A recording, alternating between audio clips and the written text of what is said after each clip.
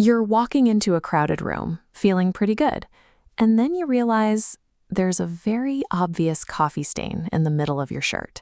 Instantly, your heart races. You feel a burning heat on your face. It feels like every eye has snapped directly onto you.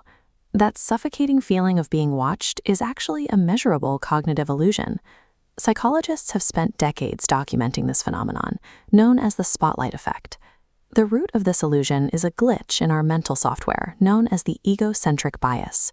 Because you experience your awkward moments, bad hair days, and minor slip-ups in high-definition detail, your brain tricks you into assuming everyone else is experiencing them right along with you.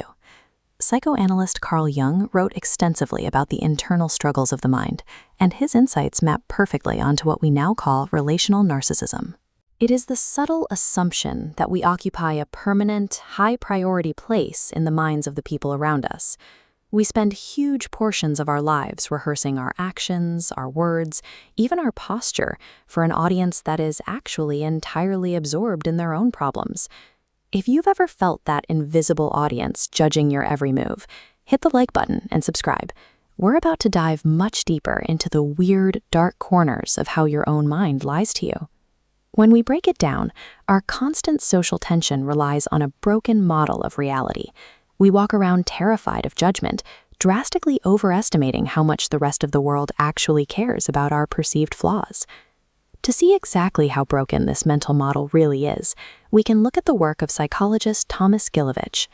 Back in the year 2000 at Cornell University, Gilovich and his team set up a brilliant, mildly cruel study to test human paranoia. They asked college students to put on a brightly colored t-shirt featuring a massive picture of the singer Barry Manilow, a fashion choice universally considered highly embarrassing by students at the time. Then, they forced these subjects to walk into a room full of their peers. This chart shows the results of what happened next. The researchers asked the subjects to guess how many people noticed the shirt. The participants were so overwhelmed by self-consciousness, they estimated at least half the room would notice it. But as the second bar reveals, reality was different. When researchers polled the observers, the number of people who noticed the shirt hovered around 20%. This massive gap between internal anxiety and objective reality was published in the academic journal where they officially coined the term for this phenomenon. The data proves a comforting truth. The social spotlight we feel beating down on us is mostly a hallucination. Even when we are literally wearing our insecurities on our chests, our most embarrassing flaws are largely invisible. So if people aren't staring at our bad haircuts or stained shirts, what about the things they can't see?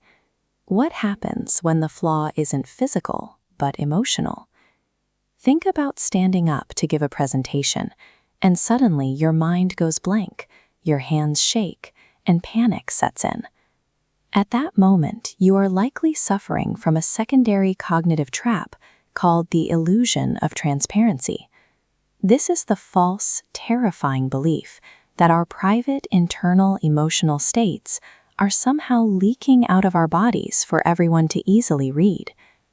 Gilovich and his colleagues isolated this exact phenomenon in follow-up research, proving that we drastically overestimate how accurately strangers can detect our anxiety, our lives, and our fear. To explain this feeling, the researchers pointed to the writing of Edgar Allan Poe. In his story, The Telltale Heart, the guilty protagonist becomes convinced that the police officers sitting in his room can hear the loud, thumping heartbeat of his hidden victim. In reality, the sound is just his own racing pulse.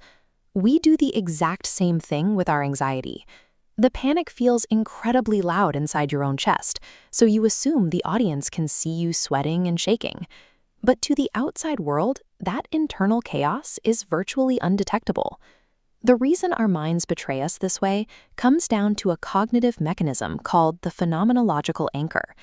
When you try to guess how nervous you look to a crowd, you start by anchoring that guess to your own intense first-person experience of the panic. Look at this split-screen graphic. On the left is your internal emotional state, a chaotic, violently vibrating waveform of adrenaline and racing thoughts.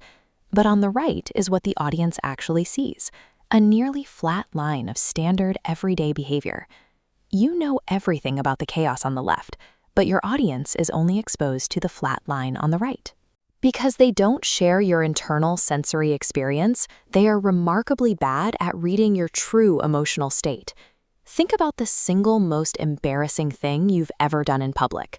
I want you to go down to the comments right now and type yes if you honestly believe the strangers who saw it still remember it today. Or type no if you know they've completely forgotten. The truth is, because of this massive sensory asymmetry between you and everyone else, you are a phenomenal liar. You are vastly more capable of hiding your fear than your brain will ever allow you to believe. So if we know our brains are feeding us exaggerated data, how do we manually override these illusions in real time? The primary cognitive behavioral tool used by psychologists to neutralize the feeling of being watched is a technique called self-distancing. It works like this. When you feel the heat of the spotlight hitting you, mentally pull your perspective up and out of your own body. Imagine looking down at the social setting from a disconnected, bird's-eye view, watching yourself as just one small piece on a much larger board. This forces a crucial psychological shift.